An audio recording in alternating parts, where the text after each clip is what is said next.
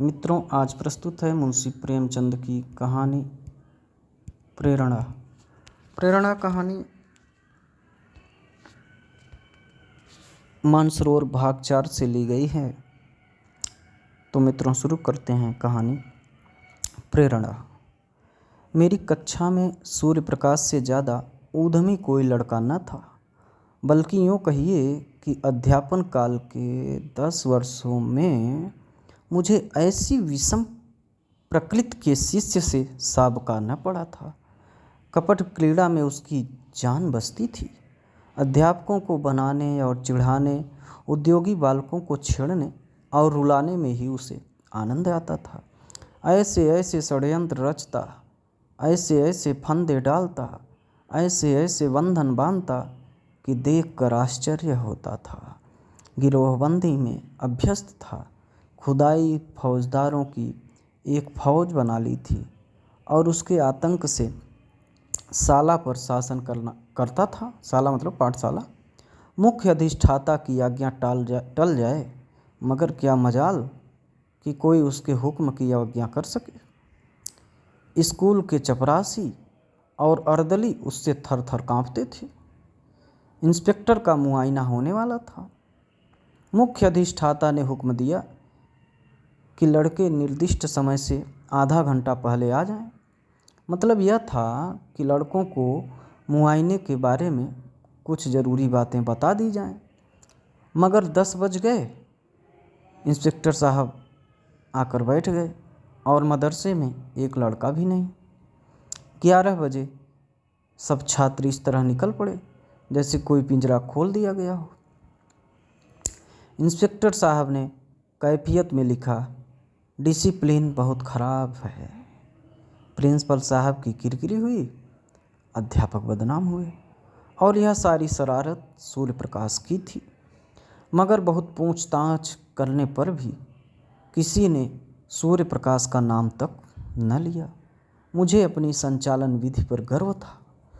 Training college में इस विषय में मैंने ख्याति प्राप्त की थी, मगर यहाँ मेरा सारा संचालन कौशल जैसे मोर्चा खा गया था।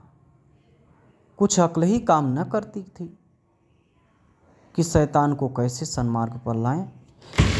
कई बार अध्यापकों की बैठक हुई, पर यह गिरह न खुली। नई शिक्षा विधि के अनुसार मैं दंड नीति का पक्षपाती न था, मगर यहाँ हम इस नीति से केवल इसीलिए विरक्त थे कि कहीं उपचार से भी रोग असाध्य न हो जाए। सूर्य प्रकाश को स्कूल से निकाल देने का प्रस्ताव भी किया गया, पर इसे अपनी अयोग्यता का प्रमाण समझकर हम इस नीति का व्यवहार करने का साहस न कर सके। 20-22 अनुभवी और शिक्षा शास्त्र के आचार्य एक 12-13 साल के उद्दंड बालक का सुधार न कर सकें, यह विचार बहुत ही निराशाजनक था।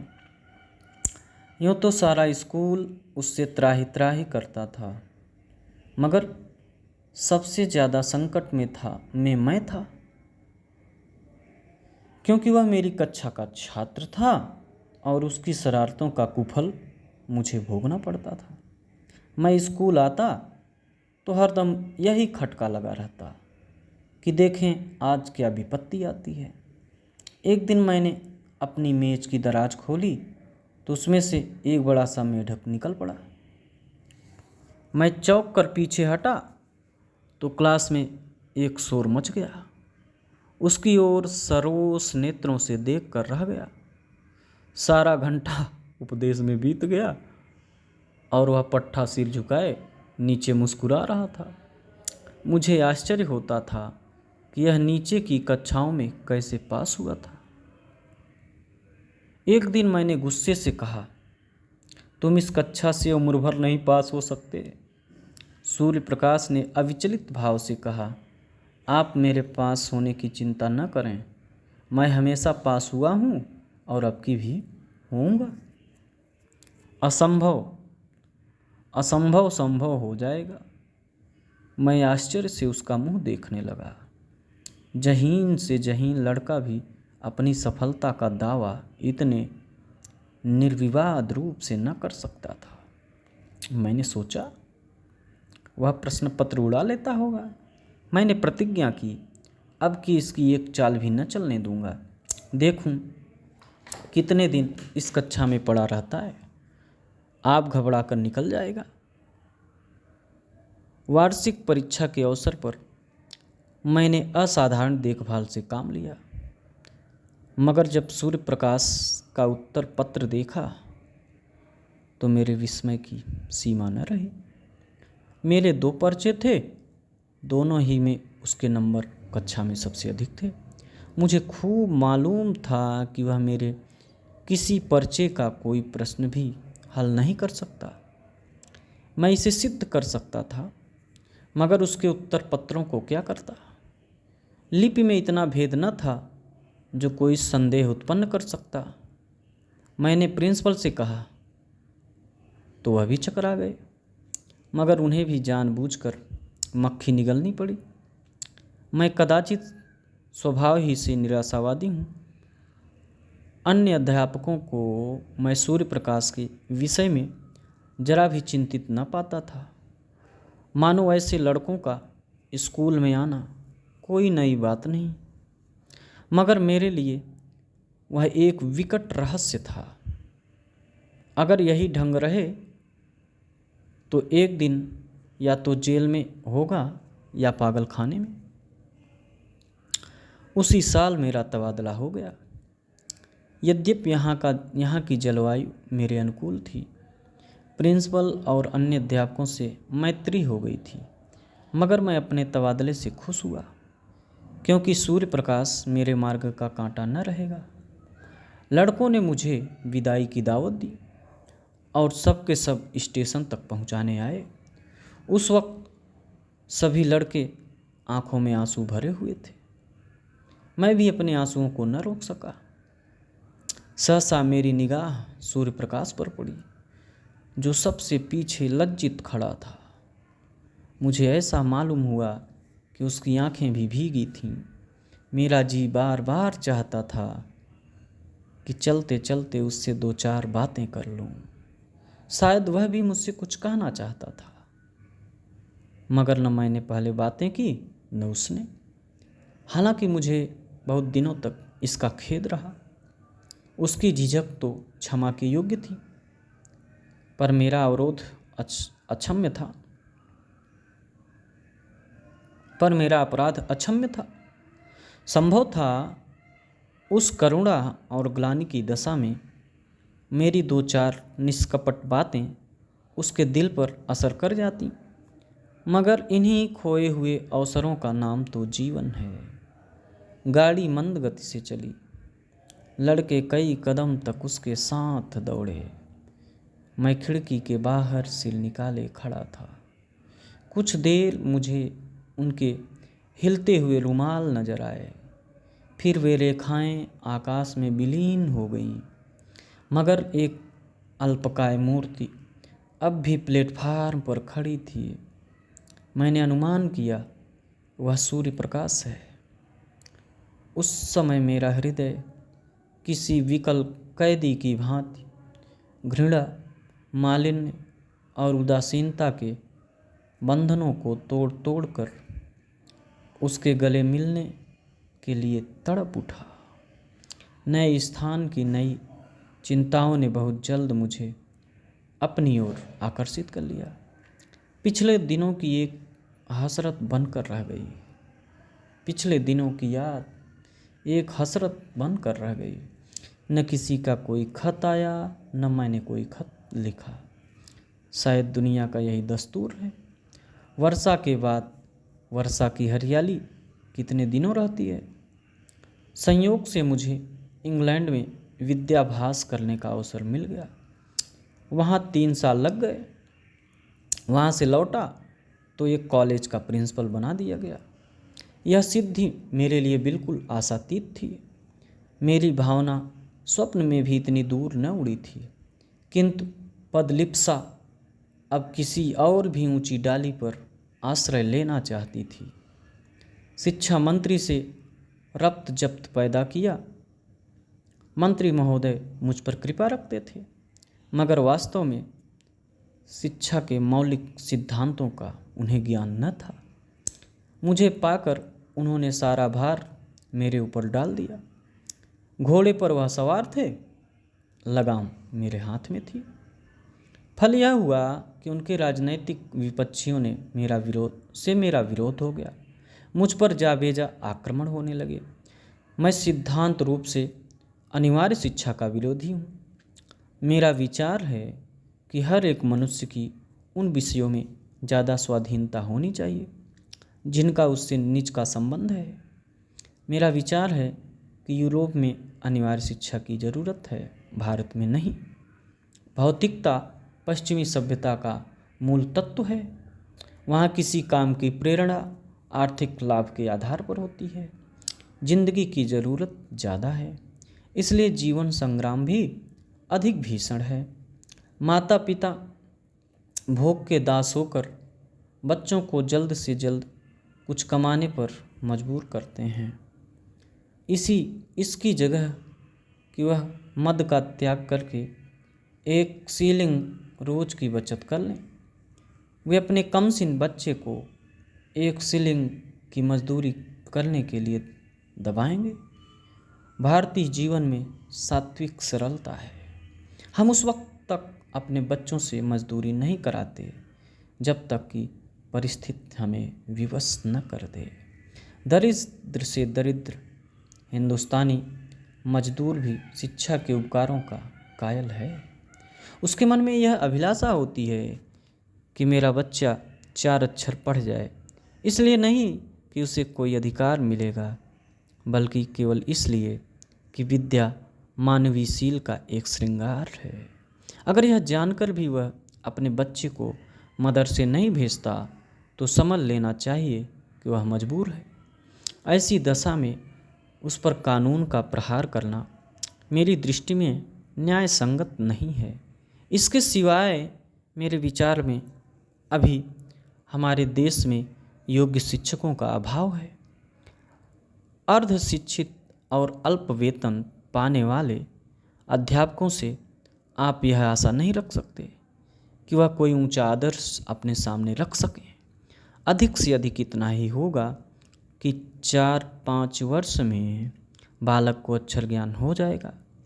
मैं इसे पर्वत खोदकर चूहिया निकालने के तुल्य समझता हूँ। वयस प्राप्त हो जाने पर यह मसला 1 महीने में आसानी से तय किया जा सकता है। मैं अनुभव से कह सकता हूँ कि युवावस्था में हम जितना ज्ञान 1 महीने में प्राप्त कर सकते हैं, उतना बाल्यावस्था में 3 साल में भी नहीं कर सकते। फिर खामख्वाह बच्चों को मदरसे में कैद करने से क्या लाभ? मदरसे के बाहर रहकर उसे स्वच्छ वायु तो मिलती, प्राकृतिक अनुभव तो होते।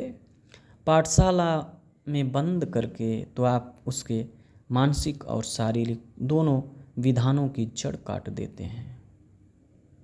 इसलिए जब प्रांतीय व्यवस्थापक सभा में अनिवार्य शिक्षा का प्रस्ताव पेश हुआ तो मेरी प्रेरणा से मिनिस्टर साहब ने उसका विरोध किया। नतीजा यह हुआ कि प्रस्ताव अस्वीकृत हो गया। फिर क्या था, मिनिस्टर साहब की और मेरी वह ले दे शुरू हुई कि कुछ न पूछिए। व्यक्तिगत आक्षेप किए जाने लगे। मैं गरीब की बीवी था, मुझे ही सबकी भाभी बनना पड़ा। मुझे देशद्रोही, उन्नति का शत्रु और नौकरशाही का गुलाम कहा गया। मेरे कॉलेज में जरा सी भी कोई बात होती तो काउंसिल में मुझ पर वर्षा होने लगती। मैंने एक चपरासी को पृथक किया। सॉरी काउंसिल पंजे झाड़कर मेरे पीछे पड़ गई। आखिर मिनिस्टर साहब को मजबूर होकर उस चपरासी को बहाल करना पड़ा। यह अपमान मेरे लिए असह्य था। शायद कोई भी इसे सहन न कर सकता। मिनिस्टर साहब से मुझे शिकायत नहीं, वह मजबूर थे। हाँ, इस वातावरण में काम करना मेरे लिए दुस्साध्य हो गया था। मुझे अपने कॉलेज के आंतरिक संगठन का भी अधिकार नहीं। अमुक क्यों नहीं परीक्षा में भेजा गया, अमुक के बदले अमुक को क्यों नहीं छात्रवृत्ति दी गई, अमुक अध्यापक को अमुक कक्षा क्यों नहीं दी जाती। इस तरह के सारहीन आक्षेपों ने मेरी नाक में दम कर दिया था। इस नई चोट ने कमर तोड़ दी। मैंने इस्तीफा दे दिया। मुझे मिनिस्टर साहब से इतनी आशा अवश्य थी कि वह कम से कम इस विषय में न्यायपरायणता से काम लेंगे, मगर उन्होंने न्याय की जगह नीति को मान्य समझा और मुझे कई साल की भक्ति का यह फल मिला कि मैं पदच्युत कर दिया गया। संसार का ऐसा कटु अनुभव मुझे अब तक न हुआ था। ग्रह भी कुछ बुरे आ गए थे। उन्हीं दिनों पत्नी का देहांत हो गया। अंतिम दर्शन भी न कर सका। संध्या समय नदी तट पर सैर करने गया था। वह कुछ अस्वस्थ थी। लौटा तो उनकी लाश मिली। कदाचित हृदय की गति बंद हो गई थी। इस आघात ने कमर तोड़ दी। माता के प्रसाद और आशीर्वाद से बड़े बड़े महान पुरुष कृतार्थ हो गए हैं। मैं जो कुछ हुआ पत्नी के प्रसाद और आशीर्वाद से हुआ। वह मेरे भाग्य की विधात्री थी। कितना अलौकिक त्याग था, कितना विशाल धैर्य। उनके माधुर्य में तीक्ष्णता का नाम भी न था। मुझे याद नहीं आता कि मैंने कभी उनकी भ्रिकुटी संकुचित देखी हो। वह निराश होता तो जानती ही न थी। मैं कई बार सख्त बीमार पड़ा हूँ। वैद्य निराश हो गए हैं, पर वह अपने धैर्य और शांति से अणुमात्र भी विचलित नहीं हुई। उन्हें विश्वास था कि मैं अपने पति के जीवन काल में मरूंगी, और वही हुआ भी। मैं जीवन में अब तक उन्हीं के सहारे खड़ा था। जब वह अवलंब ही न रहा तो जीवन कहाँ रहता। खाने और सोने का नाम जीवन नहीं है। जीवन नाम है सदैव आगे बढ़ते रहने की लगन का। यह लगन गायब हो गई। मैं संसार से विरक्त हो गया और एकांतवास में जीवन व्यतीत करने का निश्चय करके एक छोटे से गांव में जा बसा। चारों तरफ ऊंचे ऊंचे टीले थे। एक ओर गंगा बहती थी। मैंने नदी के किनारे एक छोटा सा घर बना लिया और उसी में रहने लगा। मगर काम करना तो मानवीय स्वभाव है। बेकारी में जीवन कैसे कटता। मैंने एक छोटी सी पाठशाला खोल ली।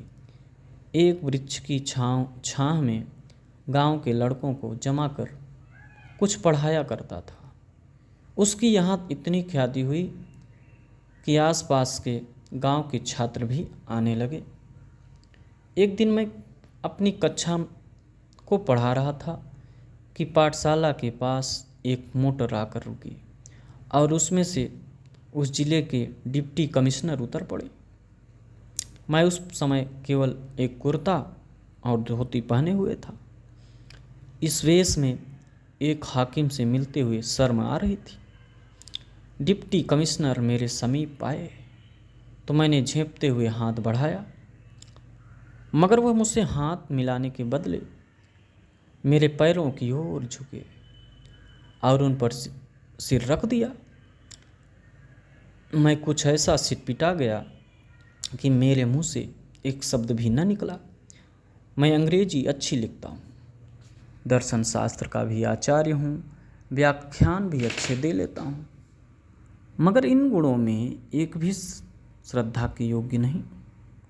श्रद्धा तो ज्ञानियों और साधुओं ही के अधिकार की वस्तु है। अगर मैं ब्राह्मण होता तो एक बात थी, हालांकि एक सिविलियन का किसी ब्राह्मण के पैरों पर सिर रखना अचिंतनीय है। मैं अभी इसी विस्मय में पड़ा हुआ था कि डिप्टी कमिश्नर ने सिर उठाया और मेरी तरफ देखकर कहा, आपने शायद मुझे पहचाना नहीं। इतना सुनते ही मेरे स्मृति नेत्र खुल गए। बोला, आपका नाम सूर्य प्रकाश तो नहीं है? जी हाँ, मैं आपका वही अभागा शिष्य हूँ 12-13 वर्ष हो गए। सूर्य प्रकाश ने मुस्कुराकर कहा, अध्यापक लड़कों को भूल जाते हैं, पर लड़के उन्हें हमेशा याद रखते हैं। मैंने उसी विनोद के भाव से कहा, तुम जैसे लड़कों को भूलना असंभव है। सूर्य प्रकाश ने विनीत स्वर में कहा, उन्हीं अपराधों को क्षमा कराने के लिए सेवा में आया हूँ। मैं सदैव आपकी खबर लेता रहता था। जब आप इंग्लैंड गए तो मैंने आपके लिए बधाई का पत्र लिखा, पर उसे भेज न सका। जब आप प्रिंसिपल हुए मैं इंग्लैंड जाने को तैयार था। वहाँ मैं पत्रिकाओं में आपके लेख पढ़ता रहता था। जब लौटा तो मालूम हुआ कि आपने इस्तीफ़ा दे दिया और कहीं देहात में चले गए हैं। इस जिले में आए हुए मुझे 1 वर्ष से अधिक हुआ, पर इसका जरा भी अनुमान न था कि आप यहाँ एकांत सेवन कर रहे हैं। इस उजाड़ गांव में आपका जी कैसे लगता है? इतनी ही अवस्था में आपने वानप्रस्थ ले लिया। मैं नहीं कह सकता कि सूर्य प्रकाश की उन्नति देखकर मुझे कितना आश्चर्य, मैं आनंद हुआ। अगर वह मेरा पुत्र होता तो भी इससे अधिक आनंद न होता। मैं उसे अपने झोपड़े में लाया और अपनी राम कहानी कह सुनाई। सूर्य प्रकाश ने कहा,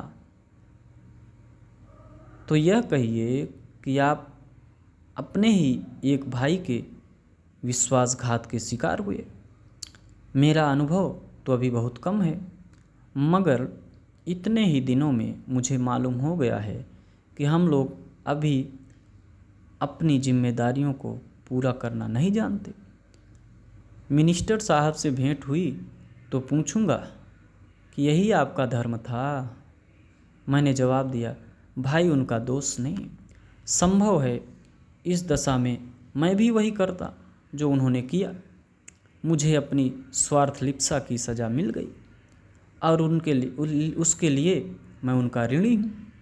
बनावट नहीं, सत्य कहता हूँ कि यहाँ मुझे जो शांति है वह और कहीं न थी। इस एकांत जीवन में मुझे जीवन के तत्वों का वह ज्ञान हुआ जो संपत्ति और अधिकार की दौड़ में किसी तरह संभव न था। इतिहास और भूगोल के पोथे चाटकर और यूरोप के विद्यालयों की शरण जाकर भी मैं अपनी ममता को न मिटा सका, बल्कि यह रोग दिन दिन और भी असाध्य होता जाता था। आप सीढ़ियों पर पांव रखे बगैर छत की ऊंचाई तक नहीं पहुंच सकते। संपत्ति की अट्टालिका तक पहुंचने में दूसरों की जिंदगी ही जीनों का काम देती है। आप कुचल कर ही लक्ष्य तक पहुंच सकते हैं। वहाँ सौजन्य और सहानुभूति का स्थान ही नहीं। मुझे ऐसा मालूम होता है कि उस वक्त मैं हिंस्र जंतुओं से घिरा हुआ था और मेरी सारी शक्तियाँ अपनी आत्मरक्षा में ही लगी रहती थीं। यहाँ मैं अपने चारों ओर संतोष और सरलता देखता हूँ। मेरे पास जो लोग आते हैं कोई स्वार्थ लेकर नहीं आते और न मेरी सेवाओं में प्रशंसा या गौरव की लालसा है। यह कहकर मैंने सूर्य प्रकाश के चेहरे की ओर गौर से देखा। कपट मुस्कान की जगह ग्लानि का रंग था। शायद यह दिखाने आया था कि आप जिसकी तरफ से इतने निराश हो गए थे वह अब इस पद को सुशोभित कर रहा है। वह मुझसे अपने सदुद्योग का बखान करना चाहता था। मुझे अब अपनी भूल मालूम हुई। एक संपन्न आदमी के सामने समृद्धि की निंदा उचित नहीं। मैंने तुरंत बात पलट कर कहा, मगर तुम अपना हाल तो कहो, तुम्हारी यह काया पलट कैसे हुई? तुम्हारी शरारतों को याद करता हूँ तो अब भी रोए खड़े हो जाते हैं। किसी देवता के वरदान के सिवा और तो कहीं यह विभूति न प्राप्त हो सकती थी।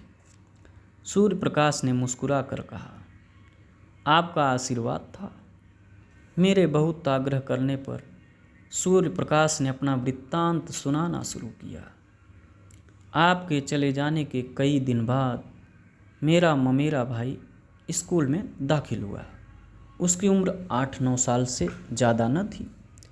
प्रिंसिपल साहब उसे हॉस्टल में न लेते थे और न मामा साहब उसके ठहरने का प्रबंध कर सकते थे। उन्हें इस संकट में देखकर मैंने प्रिंसिपल साहब से कहा, उसे मेरे कमरे में ठहरा दीजिए। प्रिंसिपल साहब ने इसे नियम विरुद्ध बतलाया। इस पर मैंने बिगड़कर उसी दिन हॉस्टल छोड़ दिया और एक किराए का मकान लेकर मोहन के साथ रहने लगा। उसकी माँ कई साल पहले मर चुकी थी। इतना दुबला पतला कमज़ोर और गरीब लड़का था कि पहले ही दिन से मुझे उस पर दया आने लगी।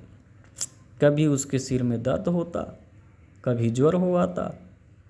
आए दिन कोई न कोई बीमारी खड़ी रहती थी। इधर सांझ हुई और झपकियाँ आने लगीं। बड़ी मुश्किल से भोजन करने उठता। दिन चढ़े तक सोया करता और जब तक मैं गोद में उठाकर बिठा न देता उठने का नाम न लेता। रात को बहुधा चौंक कर मेरी चारपाई पर आ जाता, मेरे गले से लिपट कर सोता। मुझे उस पर कभी क्रोध न आता। कह नहीं सकता क्यों मुझे उससे प्रेम हो गया। मैं जहाँ पहले 9 बजे सोकर उठता था, अब तड़के उठ बैठता और उसके लिए दूध गर्म करता, फिर उसे उठाकर हाथ मुंह धुलाता और नाश्ता कराता। उसके स्वास्थ्य के विचार से नित्य वायु सेवन को ले जाता। मैं जो कभी किताब लेकर न बैठता था, उसे घंटों पढ़ाया करता। मुझे अपने दायित्व का इतना ज्ञान कैसे हो गया, इसका मुझे आश्चर्य है। उसे कोई शिकायत हो जाती तो मेरे प्राण नखों में समा जाते। डॉक्टर के पास दौड़ता, दवाएं लाता और मोहन की खुशामद करके दवा पिलाता। सदैव यह चिंता लगी रहती थी कि कोई बात उसकी इच्छा के विरुद्ध न हो जाए। इस बेचारे का यहाँ मेरे सिवा दूसरा कौन है। मेरे चंचल मित्रों में से कोई उसे चिढ़ाता या छेड़ता तो मेरी त्योरियां बदल जाती थीं। कई लड़के तो मुझे बूढ़ी दाई कहकर चिढ़ाते थे, पर मैं हंसकर टाल देता था। मैं उसके सामने एक अनुचित शब्द भी मुंह से न निकालता। यह शंका होती थी कि कहीं मेरी देखा देखी यह भी खराब न हो जाए। मैं उसके सामने इस तरह रहना चाहता था कि वह मुझे अपना आदर्श समझे, और इसके लिए यह मानी हुई बात थी कि मैं अपना चरित्र सुधारूं। यह मेरा 9 बजे सोकर उठना, 12 बजे तक मटर गश्ती करना, नई नई शरारतों के मंसूबे बांधना और अध्यापकों की आंख बचाकर स्कूल से उड़ जाना, सब आप ही आप जाता रहा। स्वास्थ्य और चरित्र पालन के सिद्धांतों का मैं शत्रु था, पर अब मुझसे बढ़कर उन नियमों का रक्षक दूसरा न था। मैं ईश्वर का उपहास किया करता, मगर अब पक्का आस्तिक हो गया था। वह बड़े सरल भाव से पूछता, परमात्मा सब जगह रहते हैं तो मेरे पास भी रहते होंगे। इस प्रश्न का मजाक उड़ाना मेरे लिए असंभव था। मैं कहता, हाँ, परमात्मा तुम्हारे हमारे सबके पास रहते हैं और हमारी रक्षा करते हैं। यह आश्वासन पाकर उसका चेहरा आनंद से खिल उठता था। कदाचित वह परमात्मा की सत्ता का अनुभव करने लगता था। साल ही भर में मोहन कुछ से कुछ हो गया। मामा साहब दोबारा आए तो उसे देखकर चकित हो गए। आंखों में आंसू भर कर बोले, बेटा, तुमने इसको जिला लिया, नहीं तो मैं निराश हो चुका था। इसका पुनीत फल तुम्हें ईश्वर देंगे। इसकी माँ स्वर्ग में बैठी हुई तुम्हें आशीर्वाद दे रही है। सूर्य प्रकाश की आंखें उस वक्त भी सजल हो गई थीं। मैंने पूछा, मोहन भी तुम्हें बहुत प्यार करता होगा। सूर्य प्रकाश के सजल नेत्रों में हसरत से भरा हुआ आनंद चमक उठा। बोला, वह मुझे 1 मिनट के लिए भी न छोड़ता था। मेरे साथ बैठता, मेरे साथ खाता, मेरे साथ सोता। मैं ही उसका सब कुछ था। आह, वह संसार में नहीं है, मगर मेरे लिए वह अब भी उसी तरह जीता जागता है। मैं जो कुछ हूँ उसी का बनाया हुआ हूँ। अगर वह दैवी विधान की भांति मेरा पथ प्रदर्शक न बन जाता तो शायद आज मैं किसी जेल में पड़ा होता। एक दिन मैंने कह दिया था, अगर तुम रोज़ नहा न लिया करोगे तो मैं तुमसे न बोलूँगा। नहाने से वह न जाने क्यों जी चुराता था। मेरी इस धमकी का फल यह हुआ कि वह नित्य प्रातःकाल नहाने लगा। कितनी ही सर्दी क्यों न हो, कितनी ही ठंडी हवा चले, लेकिन वह स्नान अवश्य करता था। देखता रहता था मैं किस बात से खुश होता हूँ। एक दिन मैं कई मित्रों के साथ थिएटर देखने चला गया। ताकीद कर गया था कि तुम खाना खाकर सो रहना। 3 बजे रात को लौटा तो देखा कि वह बैठा हुआ है। मैंने पूछा, तुम सोए नहीं? बोला, नींद नहीं आई। उस दिन से मैंने थिएटर जाने का नाम न लिया। बच्चों में प्यार की जो एक भूख होती है, दूध और मिठाई और खिलौने से भी ज़्यादा मादक, जो माँ की गोद के सामने संसार की निध की भी परवाह नहीं करती, मोहन की वह भूख कभी संतुष्ट न होती थी।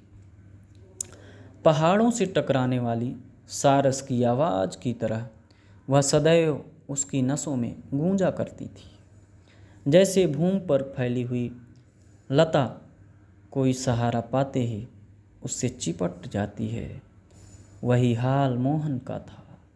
वह मुझसे ऐसा चिपट जा गया कि पृथक किया जाता तो उसकी कोमल बेल के टुकड़े टुकड़े हो जाते।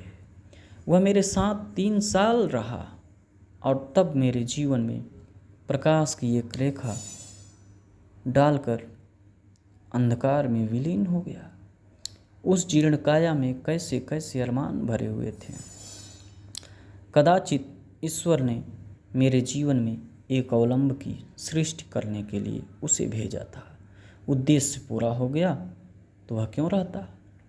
गर्मियों की तातील थी। तातील माने मौसम था। 2 तातीलों में मोहन मेरे ही साथ रहा था। मामा जी के आग्रह करने पर भी घर न आया।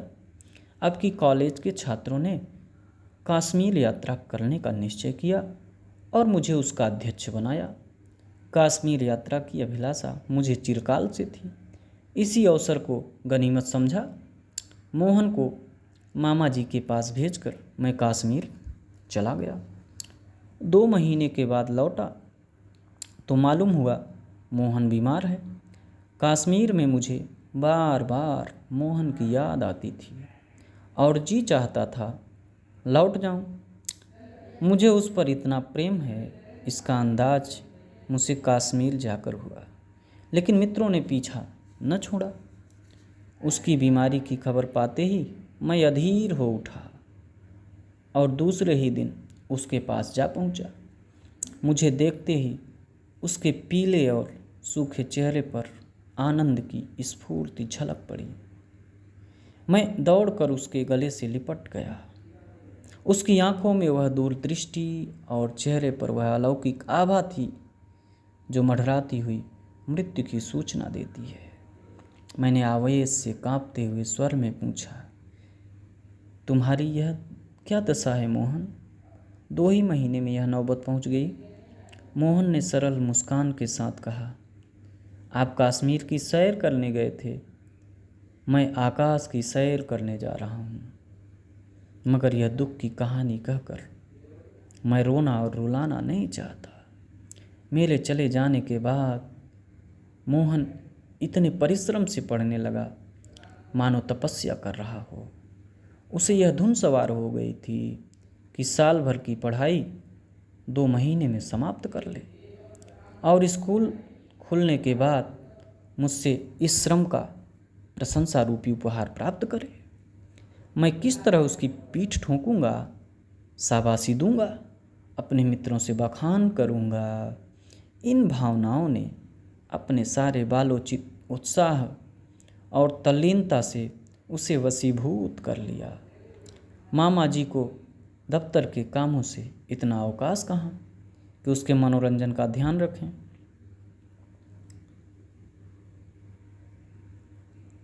शायद उसे प्रतिदिन कुछ न कुछ पढ़ते देखकर वह दिल में खुश होते थे। उसे खेलते देखकर वह जरूर डांटते, पढ़ते देखकर भला क्या कहते। फल यह हुआ कि मोहन को हल्का हल्का ज्वर आने लगा, किंतु उस दशा में भी उसने पढ़ना न छोड़ा। कुछ और व्यतिक्रम भी हुए, ज्वर का प्रकोप और भी बढ़ा, पर उस दशा में भी ज्वर कुछ हल्का हो जाता तो किताबें देखने लगता था। उसके प्राण मुझ में ही बने रहते थे। ज्वर की दशा में भी नौकरों से पूछता, भैया का पत्र आया, वह कब आएंगे? इसके सिवा और कोई दूसरी अभिलाषा न थी। अगर मुझे मालूम होता कि मेरी कश्मीर यात्रा इतनी महंगी पड़ेगी तो उधर जाने का नाम भी न लेता। उसे बचाने के लिए मुझसे जो कुछ हो सकता था वह मैंने सब किया, किंतु बुखार टाइफाइड था, उसकी जान लेकर ही उतरा। उसके जीवन के स्वप्न मेरे लिए किसी ऋषि के आशीर्वाद बनकर मुझे प्रोत्साहित करने लगे, और यह उसी का शुभ फल है कि आज आप मुझे इस दशा में देख रहे हैं। मोहन की बाल अभिलाषाओं को प्रत्यक्ष रूप में लाकर यह मुझे संतोष होता है कि शायद उसकी पवित्र आत्मा मुझे देखकर प्रसन्न होती हो। यही प्रेरणा थी कि जिसने कठिन से कठिन परीक्षाओं में भी मेरा बेड़ा पार लगाया, नहीं तो मैं आज भी वही मंदबुद्धि सूर्य प्रकाश हूँ जिसकी सूरज से आप चिढ़ते थे। उस दिन से मैं कई बार सूर्य प्रकाश से मिल चुका हूँ। वह जब इस तरफ आ जाता है तो बिना मुझसे मिले नहीं जाता। मोहन को अब भी वह अपना इष्ट देव समझता है।